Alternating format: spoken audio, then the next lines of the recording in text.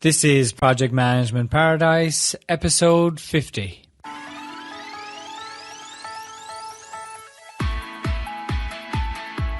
You're listening to Project Management Paradise, the ultimate project management podcast. Hello again and welcome to Project Management Paradise. I am your host, Johnny Byrne, and this podcast delivers real project management insights from experts around the world. Our proud sponsor today is Chorus Systems.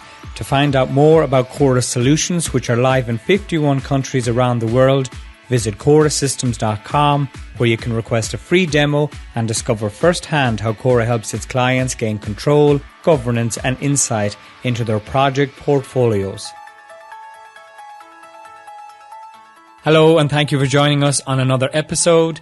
Today it is my pleasure to introduce you to Richard Newton from Inexus in London. Richard wears many hats. Included amongst these are his work as a consultant, author, blogger, change leader, company director and program manager. His most well-known project management book is The Project Manager, Mastering the Art of Delivery. He is also the author of the best-selling Dream It, Do It, Live It, which applies project management principles to achieving personal dreams.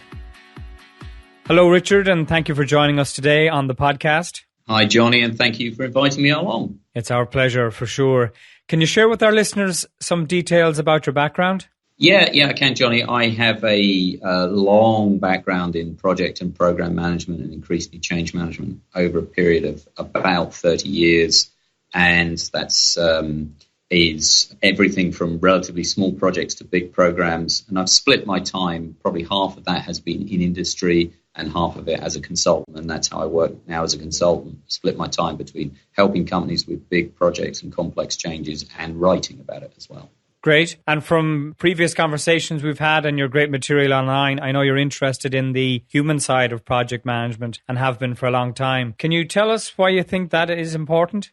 Yeah, I mean, fundamentally, Johnny, it's because I think it's one of the critical determinants of project success. You know, I can trace my interest back a long time. About 20 years ago, I was running a big team of project managers, and I observed that there was limited correlation between how much formal training or how well qualified the project manager was and how good they were, how successful they were at managing projects. So I sort of started thinking, well, if it's not just about project management training, then what is it that drives project management success? And I started to think about this, collate my findings, and eventually I wrote a book on it. It was my first book, The Project Manager Mastering the Art of Delivery. And the title was deliberate because the project manager, it wasn't about project management, it touches on it, but it's more about the person of the project manager and their behaviors and their characteristics and how they operate. Now, you know, to be fair, I think project management training has moved on a long way in the last 20 years, but I still think it holds that the human side is absolutely critical and important to successful project management. Yeah, it's come up a few times in previous interviews. Do you still think there's a gap in the training? Yeah, if I'm honest, I still think there is. I think there's a lot of training by rote, and it's not so much gap in the training. If I was really critical, it's often a lot of the trainers. And you know the difference between a trainer who's really lived projects and can make it real and actually talks about human stuff and ones who've just learnt the course and spill out the materials. And I'm afraid there's a sort of a bit of a factory-like mentality to getting the qualifications rather than a really high quality. Now, don't get me wrong, there are some fantastic trainers out there, but you know there's definitely a bit of a weakness in the market. Sure, it tends to focus probably more on the technical and the models and so on and so forth. So maybe there'll come a new model out for, you know, agile for the software side or something like that. Yeah, absolutely. And in terms of the characteristics then of project managers with 30 years experience, how have the characteristics changed and what are they today? Yeah, I mean, it's a good question. Have they changed? They've changed in the sense that things which, say, 20 years ago, when I first started getting interested in this, I thought were most people weren't talking about. Some people are. Say, for example, you know, externally facing behaviors like the way project managers interact with people, how they communicate, how they manage their stakeholders, and, you know, basically that human dimension of interaction. I think that's become much, much more prevalent, and more people are talking about that and understanding it. But I still think there are a whole series of personal characteristics which really make a difference, which tend not to get talked about. And let me give you an example of a couple of them. One of them might be what I call the look up, look down characteristics. So, we all know project managers who are very, very detail focused. They're looking down at their project plans. They know the work breakdown structure well. They understand all the details, but they don't necessarily take the time to look up and start thinking about, is this still going in the right direction? And on the other side, we probably all know project managers who spend their whole time looking up and looking at the bigger picture and is the project strategically aligned, and sometimes forget the details. And I think a great project manager, one of the characteristics, they have this ability to flick between detail and big picture and what I call looking up, looking down. So, and I think it's a good example of one of those characteristics which we sort of all know is important, but we don't talk about. Another one, I'm often talking to people about their ability and their willingness to flex their style to the context and the organization they're in. So, project management is pretty generic, but there aren't generic projects. They're all different. There aren't generic organizations. They're all different. And the way we need to interact needs to vary. Trivial example, I can pick some extremes. I've been involved in projects doing business startups with 6 people, very dynamic, constantly changing scope, constantly changing who's involved, needing to be really fast-paced.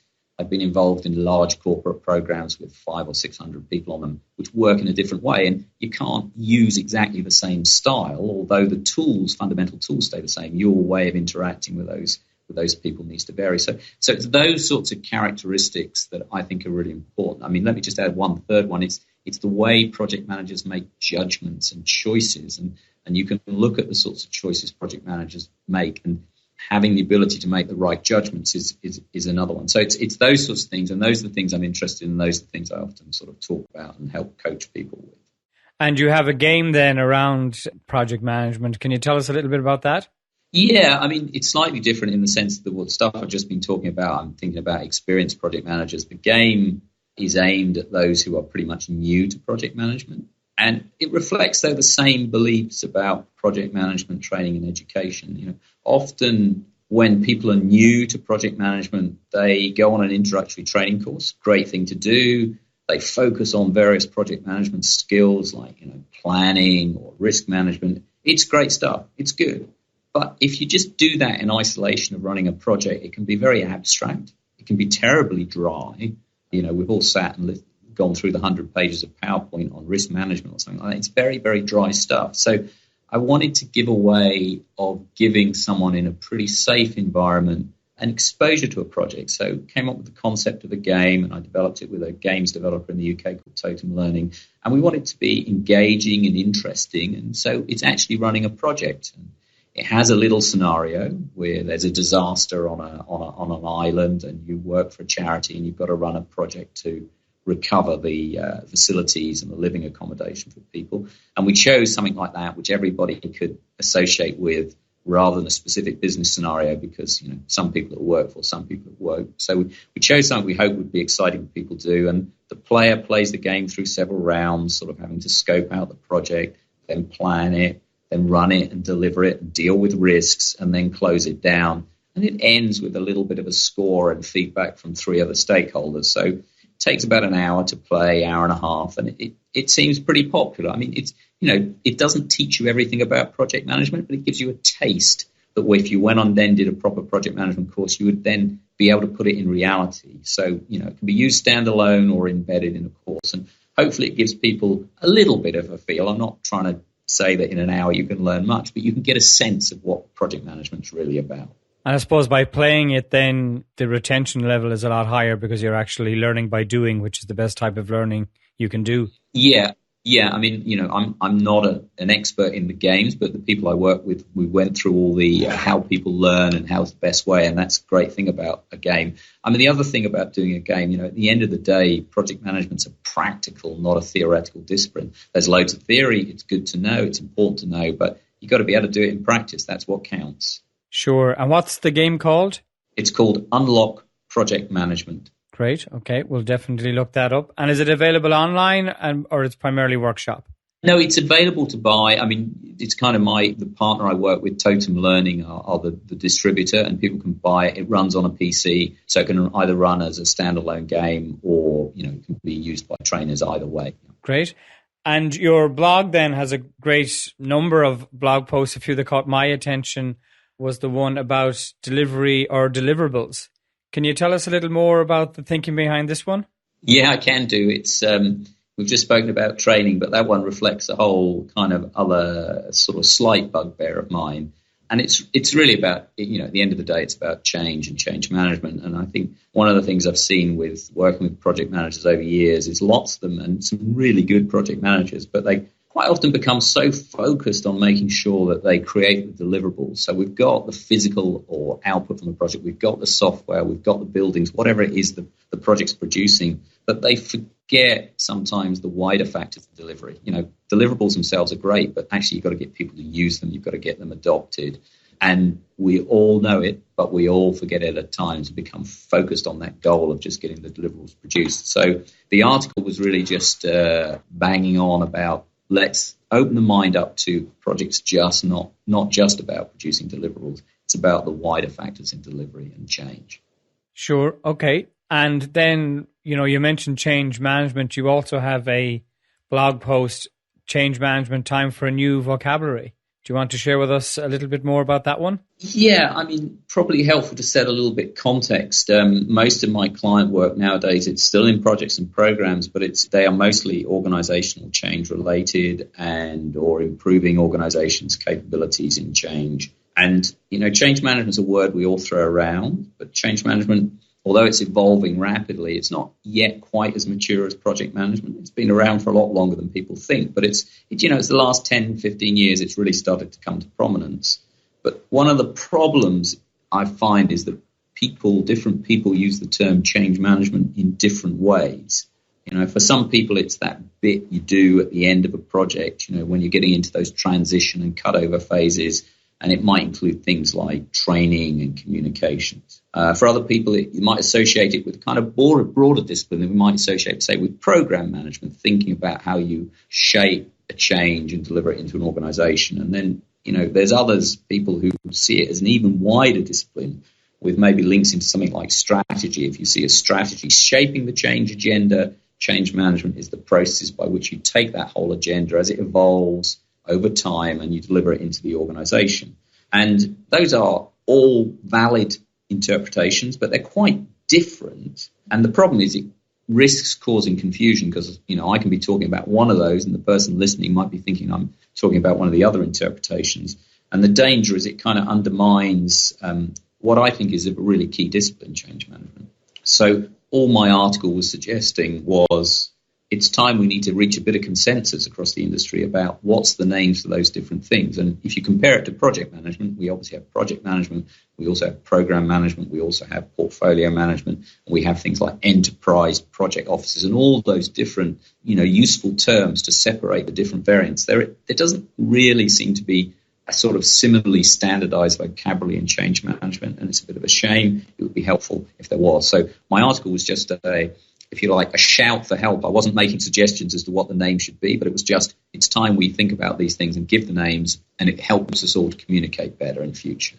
Great. We also have a lot of authors on past episodes. So can you share with us, and it's a little bit of an on-the-spot question, but can you share with our listeners why they should buy your book, Mastering the Art of Delivery? Okay, yeah, no, I'm happy to go to do that. And if anybody does choose to do, I'll just say there's a second edition of it. The original book was written about 10 years ago, but there is a second edition which came out, which is a more recent one. I would think there are lots of project management books out there, so it's a tight market. What's different about my book is it really looks at project management from the eyes of the project manager. So what is it that you need to do as a project manager on a day-to-day basis? You can look, for example, at a risk log and it'll tell you something's red or something's orange or something's green. Great. But then what do you do? And project managers have all the tools for managing other people, but the project manager is about what you as a person need to do and how you can use those things and become successful at project management, rather than just the project management discipline itself, you personally and how you can thrive and really succeed as a project manager. And in terms of your 30 years experience then, is there any big lesson that you've learned that you think would be valuable to our listeners? Wow, one lesson that would be valuable to all your listeners. I guess I would say a couple of things. So one of them would be, go back to my point I said about project management's a practical rather than theoretical discipline. Learn the theory, use it. It's been learned from good practice, but at the end of the day, think about what works in practice. And if what works in practice isn't exactly the process you've been taught, do what works. Don't worry about the theory too much. And the other thing about projects is we all focus on deliverables, but at the end, project management is about people. It's not about the deliverables. If you get the people side right, the deliverables will just fall out. So think about people, think about the people you're working with, think about how best to motivate and excite them to get along and deliver that plan, and you'll do well. If you just focus on the plan, forget about the people, you'll never get anything to happen. So that would be my tips, I guess. Great. And do you foresee any big changes coming, anything exciting coming down the tracks in terms of project management? Well, I think the whole, shift to agile is still rolling out, and I think I'm one of the people who thinks that agile's. I know people have different views. I'm a big agile fan, and I think it's made a permanent change. I do think one of the interesting things now is how organizations work, if you like, in multiple ways, in the sense that they have some projects and programs running in a traditional way and some in agile, and how you combine that into a coherent portfolio. I think there's some really interesting thinking going on in that space. I think that will continue to evolve, but that's the space I'd be watching, how you combine the two. Great. Well, look, Richard, it's been a pleasure having you on today. If people want to connect with you, and I'm sure they will, where should they go? The best place to find me is on LinkedIn, but I also have a blog site where all my articles are caught, which is at changinghats.co.uk. Great. Well, I'll include links to both of those in the show notes. So, Richard, thanks very much for being on the show today. My pleasure, Johnny. Well, I hope you enjoyed that interview with Richard. To connect with Richard and get information about his books and blog, pop over to the show notes at projectmanagementparadise.com/50 for all the links you'll need. We'd also welcome an honest review about this podcast on iTunes, and you will find a direct link to do this at projectmanagementparadise.com. Thanks again for listening, and be sure to tune in again next week for another great guest. Our proud sponsor today is Chorus Systems. To find out more about Chorus solutions, which are live in 51 countries around the world, visit chorussystems.com, where you can request a free demo and discover firsthand how Cora helps its clients gain control, governance and insight into their project portfolios. Thanks for listening to the Project Management Paradise podcast at projectmanagementparadise.com.